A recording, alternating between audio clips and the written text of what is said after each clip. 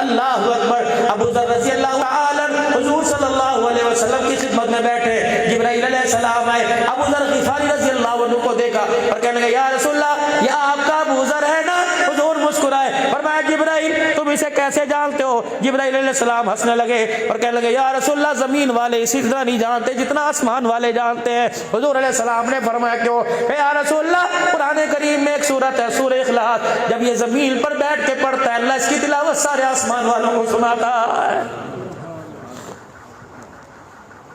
معاویہ بن معاویہ لیثی رضی اللہ تعالیٰ عنہ کا انتقال ہوا.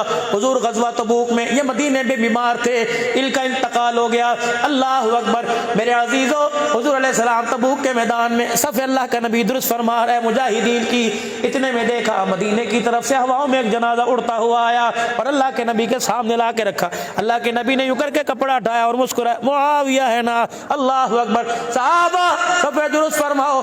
پاک پیغمبر نے نماز جنازہ پڑھی, صحابہ نے پڑھی. اللہ اکبر. صحابہ اکرام کہہ رہے سلام پھیر کے ہم آگے ہی بڑے تھے, ہم نے دیکھا ہواؤں میں پھر جنازہ اڑنا شروع ہو گیا اور مدینے کی طرف واپس چلا گیا.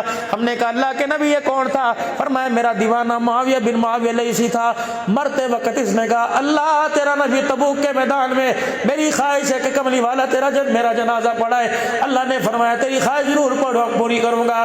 مدینے میں فوت ہوا, فرشتے جنازہ اٹھا کے لائے, میرے سامنے لا کے رکھا اور میرے جنازہ پڑھا. فرشتے جنازہ اٹھا کے لے گئے, میری آنکھ دیکھ رہی ہے فرشتے اس کی تدفین کا انتظام کر رہے ہیں. یا رسول اللہ اس کا کون سا ایسا عمل تھا کہ اس کے جنازے کو کلہ دینے کے لیے آسمان کے فرشتے آ گئے؟ آپ نے فرمایا قرآن کریم میں سورت ہے سورہ اخلاص, اتنی محبت سے جب جھوم جھوم کے پڑھتا تھا اللہ کی الوہیت, اس کی وحدانیت, اس کی بڑائی بیان کرتا تھا. جب یہ زمین پہ بیٹھ کے تلاوت کرتا تھا اللہ آسمان پر اسے دیکھ کے مسکرایا کرتا تھا. اللہ